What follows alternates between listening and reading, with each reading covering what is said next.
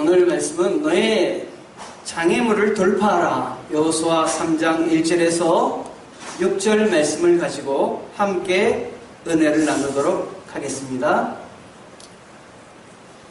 인생을 살다 보면은 크고 작은 우리가 장애물을 만나지요. 그때마다 얼마나 힘든 일이 있는지 모릅니다. 남편은 인생을 살다가 어려운 일을 겪으면은 지갑에서 아내 사진을 꺼내서 본다고 합니다. 내가 이 사람과도 살고 있는데 못할 일이 무엇이 있나, 이렇게 이야기한다고 합니다. 아내도 어려운 일을 겪을 때면 지갑에서 남편 사진을 꺼내서 본다고 합니다. 내가 이 인간도 사람 만들었는데 못할 일이 무엇이 있겠는가 라고 이야기한다고 합니다. 다윗은 어려운 일을 겪었을 때 그는 믿음을 의지해서 장애물을 뛰어넘었습니다. 사무엘하서 22장 30절 말씀에 내가 주를 의뢰하고 적진으로 달리며 내 하나님을 의지하고 성벽을 뛰어넘나이다 하고 고백을 했습니다. 하나님께서 여호수아에게 가나안 땅을 주시겠다고 하시는 말씀이 여호수아 1장 2절에서 3절 가운데 나옵니다. 내 종 모세가 죽었으니 이제 너는 이 모든 백성과 더불어 일어나 이 요단을 건너 내가 그들 곧 이스라엘 자손에게 주는 그 땅으로 가라. 내가 모세에게 말한 바와 같이 너희 발바닥으로 밟는 것은 모두 내가 너희에게 주었노니. 자세히 보면 두 가지 조건이 있습니다. 가나안 땅을 차지하기 위해서는 반드시 요단강을 건너야 된다는 말씀입니다. 또 하나는 그것이 어디든지 발바닥으로 밟는 곳마다 주시겠다고 하시는 말씀입니다.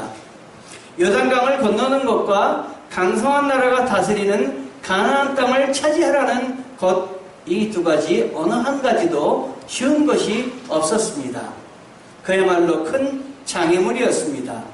하나님이 주신다고 한 가나안 땅의 약속을 성취하기 위해서는 지금 있는 자리에 머물러서는 안 되는 것이며, 움직이며 가는 도중에 발생하는 수많은 장애물을 뛰어넘어야지만 차지할 수 있는 것이었습니다. 이스라엘 영적 지도자 모세가 죽은 후 새로운 지도자로 임명받은 여호수아입니다. 이스라엘을 이끌 것을 생각하며 많은 두려움 가운데 있었습니다. 하나님께서 이런 여호수아의 마음을 아시고 여호수아 1장 6절에서 9절에 이렇게 여호수아에게 말씀해 주셨습니다. 강하고 담대하라. 너는 내가 그들의 조상에게 맹세하여 그들에게 주리라 한 땅을 이 백성에게 차지하게 하리라. 오직 강하고 극히 담대하여 나의 종 모세가 내게 명령한 그 율법을 다 지켜 행하고 우러나 저러나 치우치지 말라. 그리하면 어디로 가든지 형통하리니 이 율법책을 내 입에서 떠나지 말게 하여 주야로 그것을 묵상하여 그 안에 기록된 대로 다 지켜 행하라. 그리하면 내 길이 평탄하게 될 것이며 내가 형통하리라. 내가 내게 명령한 것이 아니냐. 강하고 담대하라. 두려워하지 말며 놀라지 말라. 내가 어디로 가든지 내 하나님 여호와가 너와 함께 하느니라 하시니라.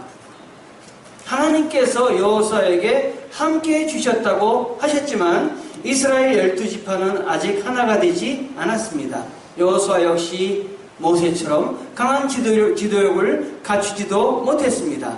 그나마 이미 정착한 므낫세 지파, 그 다음에 갓 지파, 르우벤 지파, 이 세 지파가 여호수아를 지도자로 인정하고 따르기 시작했다는 것은 큰 수확입니다.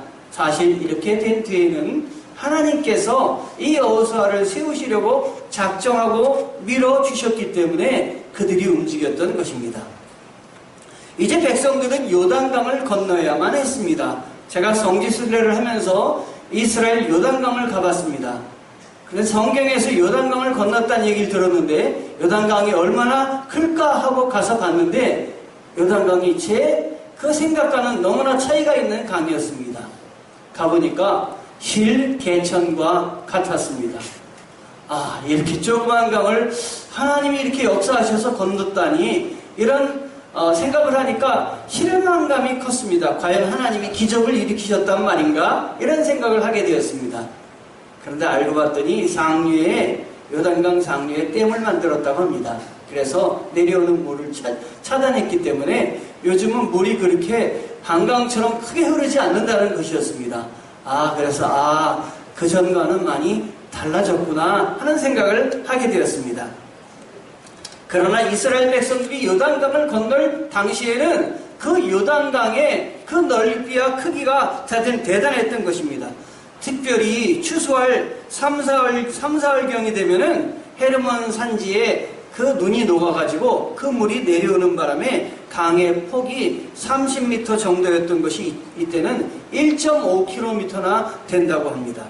그리고 수위가 높아져서 시속 116km의 속도가 물의 속도가 그렇게 흐르다 보니까 어린아이들과 특히 여자들, 힘이 약한 노약자들은 이거를 건넌다는 것은 사실은 불가능한 일입니다. 이 강을 건너지 않고는 하나님께서 말씀하신 가나안 땅에는 절대로 들어갈 수가 없었습니다. 여호수아는 200만 명이나 되는 그 백성들을 데리고 요단강을 들어가야 했는데 지금 사정은 전혀 그렇지 못한 것입니다.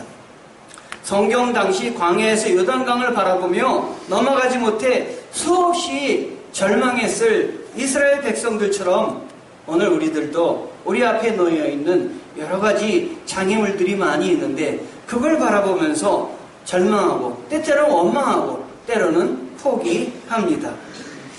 그렇다면 어떻게 여호수아처럼 여호수아가 모세처럼 홍해를 건넜듯이 요단강을 건널 수가 있겠습니까?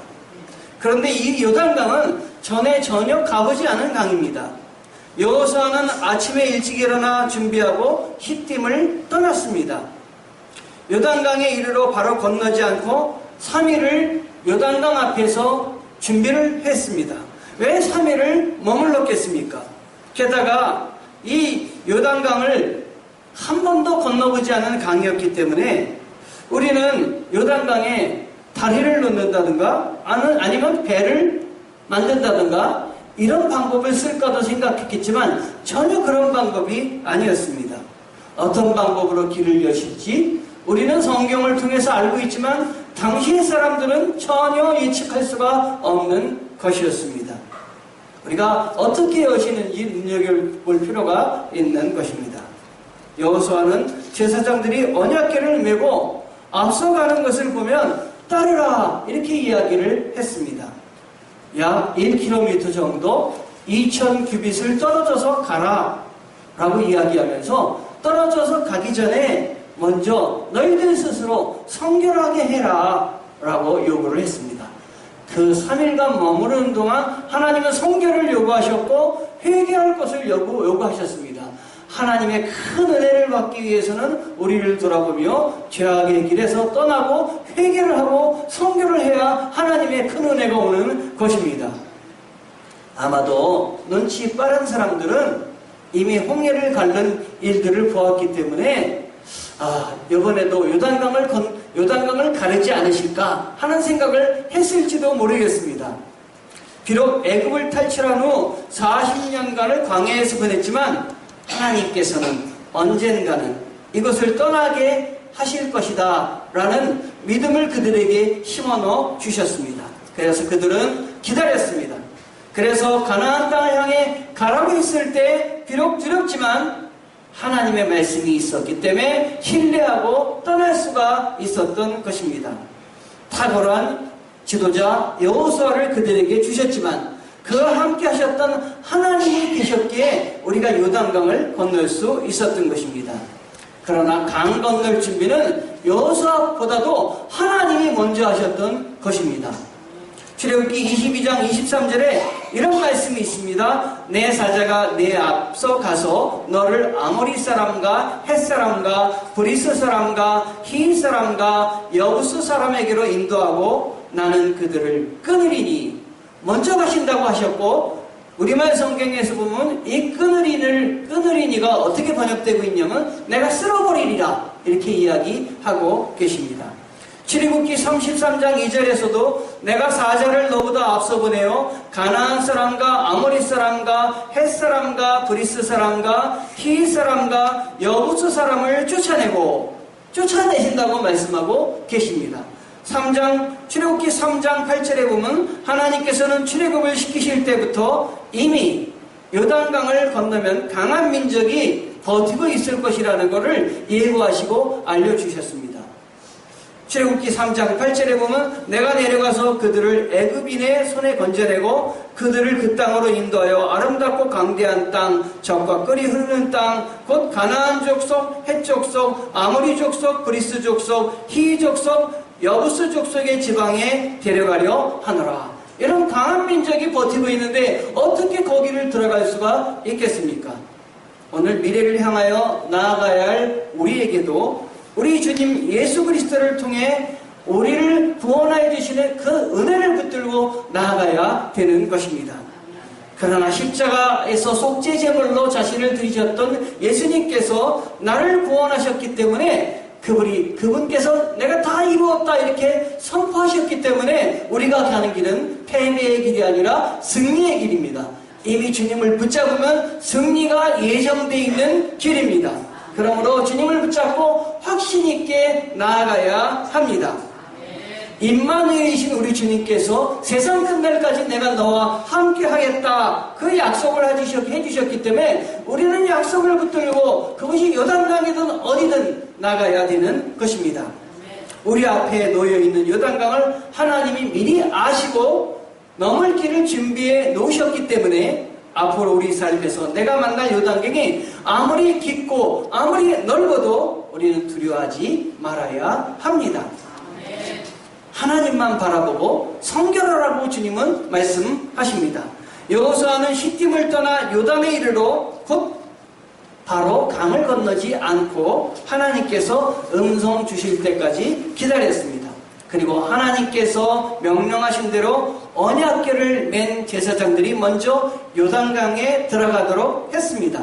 그리고 따르는 백성들로 하여금 스스로 성결하게 해서 준비하도록 했습니다. 하나님 모든 것이 마련된 상태에서 백성이 무조건 하나님의 명령에 따라 기계적으로 움직이는 것을 원하시지 않으시는 분이십니다. 하나님은 자기 백성들을 통해 함께 일하시기를 원하시는 분이십니다. 여호수아는 각 지파 지도자들에게 두 가지 명령을 내립니다. 하나는 제사장들이 언약궤를 메고 움직일 때 따라서 움직이라. 또 하나는 모든 백성이 강을 건너기 전에 하나님 앞에서 스스로 성결하라. 이런 명령을 내립니다. 우리도 성결한 삶을 살기 위해서 주님 앞에 서기에 얼마나 노력했나 돌아봐야 됩니다. 주님 앞에 제물을 드리기 전에 형제 자매와 잘못한 것을 먼저 화해하고 나와서 제물을 드려라 라는 말씀이 있습니다.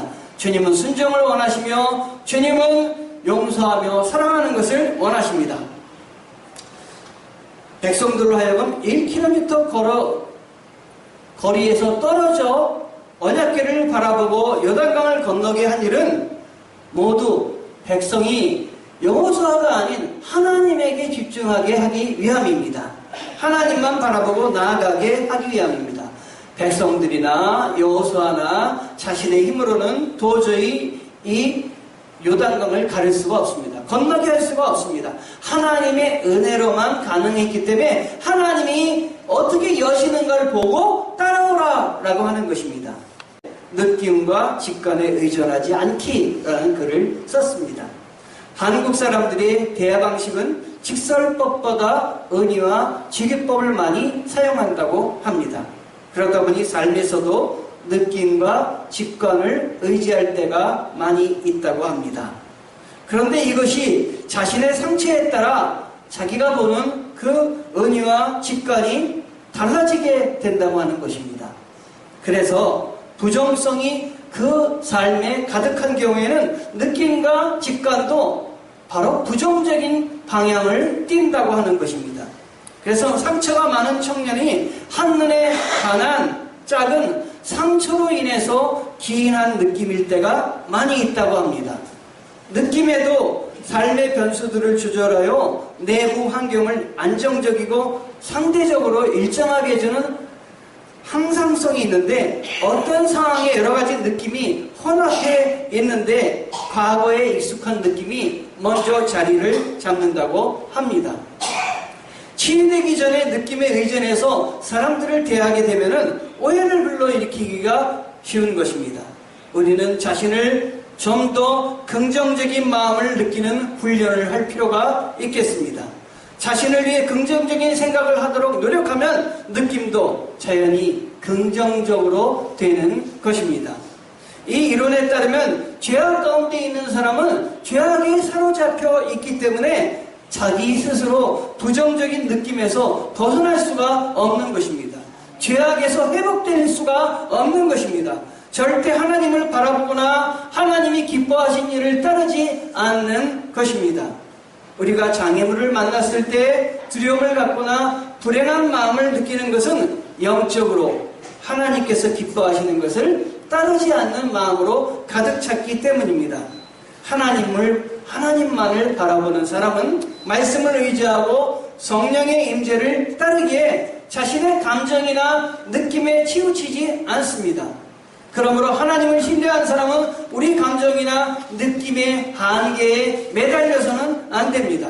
장애물을 넘지 못하는 사람의 특징은 뛰어넘을 생각을 하지 않는다는 것입니다. 그래서 넘지 못합니다. 힘이 없어서가 아니라 넘지 못하게 하는 힘이 없는 사단에게 잡혀있기 때문인 것입니다. 성경에 할 수 있거든이 무슨 말이냐? 믿는 자에게는 능치 못할 리 없느니라. 마가복음 9장 23절에 말씀하고 있습니다. 우리를 아무리 큰 장애물이 가로나이고 우리를 압박한다 할지라도 뛰어넘게 하시는 하나님을 붙잡으면 우리는 장애물을 능히 뛰어넘을 수가 있는 것입니다. 그래서 다윗도 내가 주를 의뢰하고 적진으로 달리며 내 하나님을 의지하고 성벽을 뛰어넘나이다. 사무엘하서 22장 30절에 말씀하여 주셨습니다. 그리고 이 다윗은 골리앗과 싸울 때 뭐라고 얘기했냐면, 너는 창과 칼로 싸우지만 나는 만군의 여호와 하나님의 이름으로 싸우노라. 나가서 승리를 하였습니다. 사단은 말씀을 따르지 못하게 하고 나 자신의 잘못된 느낌에 우리가 집착해서 빠지게 합니다. 아담이 선악과를 먹어도 아무 일도 일어나지 않는다고 시험했던 사단은 우리에게 저 험한 요단강은 내가 뛰어넘을 수 없는 한계 상황이니까 포기해라 라고 이야기를 합니다. 나의 감정에 의존하는 자연인은 크신 하나님을 내 안에 모실 수가 없습니다. 에레미야서 17장 5절에서 6절에 이런 말씀이 있습니다. 여호와께서 이렇게 말씀하셨다. 사람을 의지하고 육체를 그의 힘으로 삼는, 그래서 그 마음이 여호와를 떠나는 사람은 저주를 받는다. 그는 사막의 덤불과 같아서 좋은 일이 생겨도 보지 못하고 광야의 메마른 땅에서 아무도 살지 않는 소금 땅에서 살 것이다. 나를 얽매이는 한계 상황과 인생의 장애물을 뛰어넘으려면은 다른 길은 없습니다. 오직 예수 그리스도 밖에는 없는 줄 믿으셔야 됩니다. 하나님을 바라보는 사람은 하나님의 허락하시는 때를 기다립니다. 하나님의 동행을 가로막는 그 죄악을 회개하고 성결에 힘씁니다. 하나님의 은혜를 사모합니다. 요단강을 건널 때 제사장들이 들고 간 것은 바로 언약궤입니다. 이 언약궤에는 무엇이 들어있냐면 십계명과 아론의 싹이 난 지팡이와 만나의 항아리가 있습니다. 그 위에 희원자가 있습니다. 이것들을 희원자 아래 언약궤 안에 넣어둔 것은 그동안 이스라엘 백성들이 수없는 거역과 도전에도 불구하고 변함없이 이스라엘 백성들을 사랑하시는 하나님의 은혜를 만나고 그 말씀을 붙잡고 인도하심을 따르라 라는 뜻입니다. 오늘 우리 앞에 놓인 크고 작은 요단강은 두렵고 세찬 것이지만 이 강을 건너면 가나안 땅이 기다리고 있습니다. 하영조 목사는 그에 져서 강한 추진력을 가진 비전의 사람이란 책에서 이렇게 이야기합니다. 세상이 골리앗과 같고 여리고성 같지만 걱정하지 마십시오. 하나님이 더 크십니다. 기도하면 언제든지 벽을 넘을 수 있습니다. 기도는 영적 돌파력을 줍니다. 성도 여러분, never give up. 포기하지 마십시오. 두려워하지 마십시오. 여호수아 3장 4절의 말씀에 요단강으로 가는 길은 이전에 한 번도 가보지 않은 길이라고 했습니다. 제사장들이 언약궤를 메고 요단강에 발을 딛기 시작하자 요단강이 갈라졌습니다. 평소 보이지도 않았던 생각지도 못한 요단강 강 밑에 길이 열렸습니다. 그것도 강 밑에 길이 열렸을 때 강바닥이 보통 수렁이었을 것입니다. 진흙바닥이었을 것입니다. 발을 딛자마자 푹푹 빠졌을 것입니다. 그런데 성경에 뭐라고 말하고 있냐면 마른 땅을 건넜다 이렇게 말을 하고 있습니다. 주님은 물을 가르치되 그냥 젖은 땅을 건너게 하시는 것이 아니라 마른 땅을 열어주셔서 그 길로 가게 하시는 분이 바로 우리 주님이십니다. 여러분, 우리 주님을 믿으시면 주님의 길을 열어주시는 것에 기쁨으로 나아갈 수가 있는 것입니다. 여러분, 이렇게 요단강을 건넜을 때 적들의 모습이 어땠을까요? 이것을 본 가나안 땅의 적들의 마음은 어땠을까요? 오늘 성경의 여호수아 5장 1절에 이렇게 말씀하고 있습니다. 요단 서쪽의 아모리 사람의 모든 왕들과 해변의 가나안 사람의 모든 왕들이 여호와께서 요단물을 이스라엘 자손들 앞에서 말리시고 우리를 건너가게 하셨음을 듣고 마음이 녹았고 이스라엘 자손들 때문에 정신을 잃었다. 정신을 잃었다. 이렇게 말을 하고 있습니다. 하나님은 이스라엘 백성의 제사장들이 마지막 그 강을 건너자 다시 강물이 범람하게 해 주셨습니다. 오늘 하나님께서는 여호수아를 통해 사랑하는 자녀들에게 분명한 메시지를 주십니다. 그 메시지는 여호수아 3장 7절 말씀입니다. 내가 오늘부터 시작하여 너를 온 이스라엘의 목전에서 크게 하여 내가 모세와 함께 있었던 것 같이 너와 함께 있는 것을 그들이 알게 하리라. 하나님은 이 사건을 통해서 다른 민족에게 복음을 들을 기회를 허락하여 주셨습니다. 하나님은 지도자 모세와 여호수아가 그랬듯이 누구보다도 먼저 영적 지도자에게 확실한 말씀을 주십니다. 따라서 우리는 영적 지도자의 믿음과 판단을 존중해야 되고 영적 지도자를 위해서 기도해야 되겠습니다. 지난날 하나님께서 우리에게 어떤 약속을 주셨는지 우리 성도들도 다시 한번 돌이켜봐야 되겠습니다. 그리고 그 약속을 따라 죄의 종로로 타지 않도록 조심해야 되겠습니다. 하나님께서는 우리 앞에 놓인 장애물을 넉넉히 돌파하게 하여 주시는 분이십니다. 로마서 8장 37절과 39절에 그러나 이 모든 일에 우리를 사랑하시는 이로 말미암아 우리가 넉넉히 이기느니라. 내가 확신하노니 사망이나 생명이나 천사들이나 권세들이나 현재일이나 장래일이나 능력이나 높음이나 깊음이나 다른 어떤 피조물이라도 우리를 우리 주 그리스도 예수 안에 있는 하나님의 사랑에서 끊을 수 없으리라. 여러분, 이제 나의 허물과 연약함에도 불구하고 반드시 용서하시고 만나주시는 하나님만을 바라고 의지하고 간구하시기를 바랍니다. 성도님들 앞에 어떤 장애물도 하나님께서 뛰어넘게 해 주실 줄 믿습니다. 성도 여러분, 오늘 우리 설교 제목을 다시 한번 기억해 주셨으면 좋겠습니다. 너의 장애물을 돌파하라. 믿음으로 앞에 놓인 장애물을 돌파하시는 성도 여러분 되시기를 축원합니다.